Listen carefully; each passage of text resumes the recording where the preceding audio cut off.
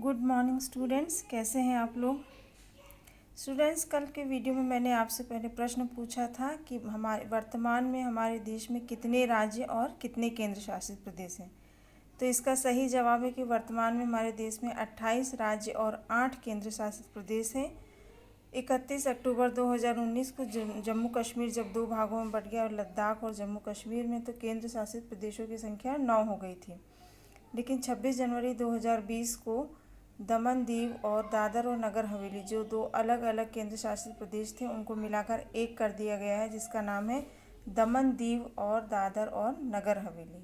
तो इस तरह हमारे देश में वर्तमान में फिर से 8 केंद्र शासित प्रदेश हो गए हैं और राज्यों की संख्या 28 है। तो बच्चों, पढ़ाई के साथ साथ आप लोग देश दुनिया की करंट अफेयर्स के बारे में भी जागरूक रहा करिए। पता होना चाहिए कि हमारे आसपास क्या हो रहा है। मेरा प्रश्न पूछने का उद्देश्य केवल यही है। चलिए आज की पढ़ाई शुरू करते हैं। पिछले वीडियोस में हमने अध्याय 1 कंप्लीट कर लिया था। आज शुरू करते हैं अध्याय 2, बहुपद। बहुपद को पढ़ने से पहले हमें उसके बारे में कुछ बेसिक जानकारी होना चाहिए, जैसे कि उसमें चर राशियाँ क्या होती हैं, जिनको हम बीजगणित में XYZ से निरूपित करते हैं।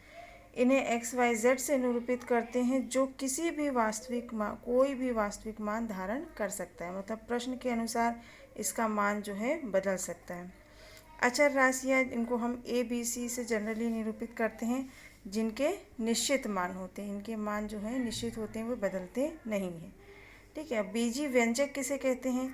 तो किसी चर और अचर राशि के गुणनफल को बीजी व्यंजक कहते हैं। मान लीजिए यहाँ पर अचर A है और चर X है, तो दोनों का गुणनफल हो गया AX। इसको AX जो हो गया एक बीजी व्यंजक हो गया। अब जैसे बहुपद के उदाहरण देखा जाए तो बहुपद एक पद का भी हो सकता है, 2 पद का भी हो सकता है, 2 से अधिक पदों का भी हो सकता है। जैसे x3 b/a x2। अब ये देखिए यहाँ पे x3 में अचर क्या है? 1 है। जहाँ पे कोई संख्या को गुणा ना दिखे, समझ लीजिए वहाँ पर 1 का गुणा है। ax + b 2x + x + 1/x, ये जो है बहुपद है। बहुपद में ये देखिए किस चर का बहुपद है? x का बहुपद है। ठीक है, ये किसका बहुपद है? x, क्योंकि इसमें चर राशि क्या है? x है, तो इसे कहेंगे x का बहुपद। इस x के बहुपद को हम व्यक्त करेंगे p और कोष्टक में x, इसको हम व्यक्त करेंगे px से, px। ठीक है, क्योंकि ये x का बहुपद है तो इसको हम px से व्यक्त करते हैं। अगर y का बहुपद होता तो py से, z का होता तो pz से, या किसी और चर राशि का बहुपद होता तो कोष्टक में वही लिखा होता। अब देखिए बहुपद के प्रकार कितने होते हैं। जैसे पहला प्रकार, अगर पदों के आधार पर देखा जाए तो एक पदी बहुपद, जिसमें केवल एक पद होता है, उसको एक पदी बहुपद कहते हैं। जैसे x3, इसमें केवल एक पद है। b/ax 5x, इसमें केवल एक पद है, तो ये जो है एक पदी बहुपद कहलाते हैं। उसके बाद आता है द्विपदी बहुपद, जिसमें केवल 2 पद होते हैं। जैसे ax + b, इसमें 2 पद हैं, ax और b। 2x3 - 2x, ये 2 पदी बहुपद है। त्रिपदी बहुपद, इसमें केवल 3 पद होते हैं। जैसे x2 - 6x - 7, इसमें 3 पद हैं। ax² + bx + 1, इसमें भी 3 पद हैं।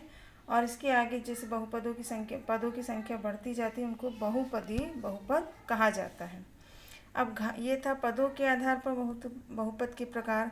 अब उसके बाद देखिए घातों के आधार पर बहुपद के प्रकार। बहुपद की घात किसको कहते हैं? जिस बहुपद में चर की जो अधिकतम घात होती है, उसे बहुपद की घात कहते हैं। जैसे यहाँ पर x2 - 6x - 7 है, इसमें चर क्या है? x है, और इसमें x की अधिकतम घात इस पूरे बहुपद में क्या है? 2 है, तो बहुपद की घात जो है 2 कहलाएगी। जैसे यहाँ पर x3 है, तो इसमें बहुपद की घात 3 हो जाएगी।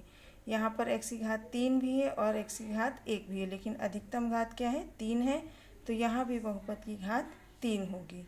तो देखिए घात के आधार पर बहुपद के प्रकार जो हैं, पहला है शून्य बहुपद।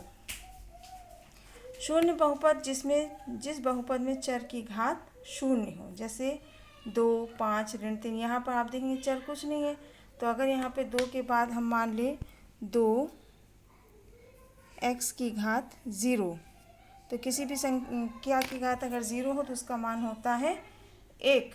तो 2 में 1 का गुणा करेंगे तो 2 ही आएगा, तो इसलिए इसको शून्य बहुपद कहते हैं, जिसमें चर की घात शून्य हो।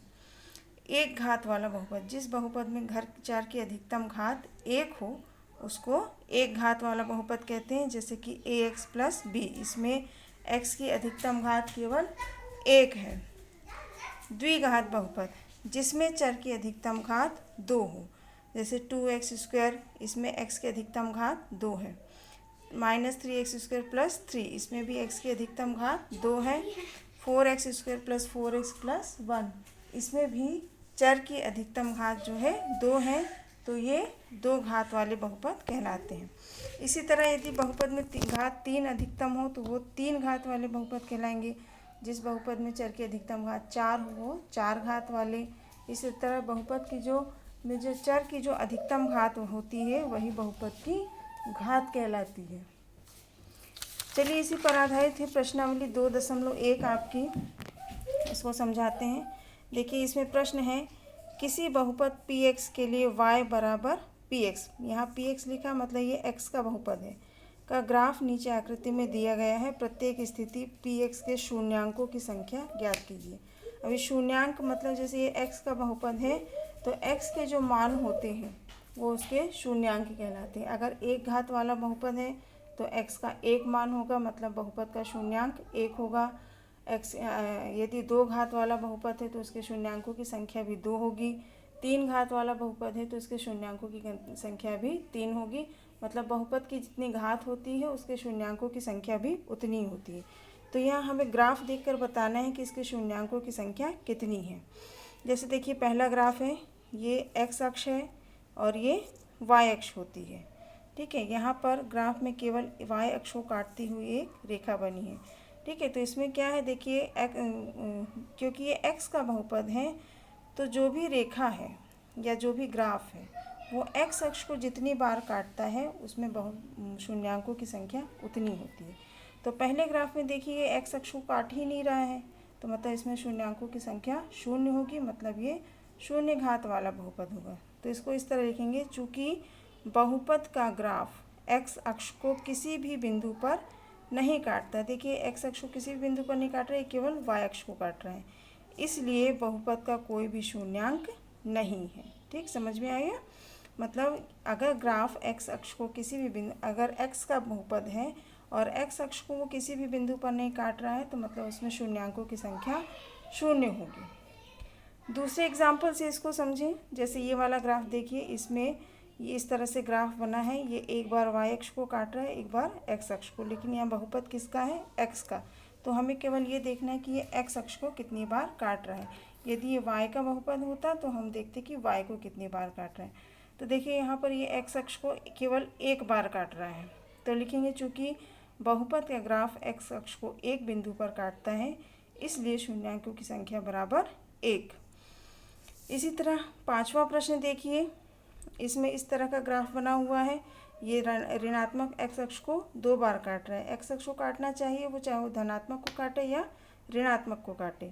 तो हम लिखेंगे चूँकि ग्राफ x अक्ष को 2 बिंदुओं पर काटता है इसलिए शून्यांकों की संख्या 2 होगी। ठीक है, अब इसमें देखिए, इसमें कितनी बार काट रहा है x अक्ष को? 1 2 3 4 5, मतलब कितनी होगी शून्यांकों की संख्या? 5। तो लिखेंगे चूँकि ग्राफ x अक्ष को 5 बिंदुओं पर काटता है इसलिए शून्यांकों की संख्या होगी 5। बहुत ही सिंपल सवाल है ये सब। तो प्रश्नावली 2.1 के मेरे ख्याल से आपको सारे प्रश्न बन जाएंगे। अब इसके बाद आता है जीके के प्रश्न की बारी।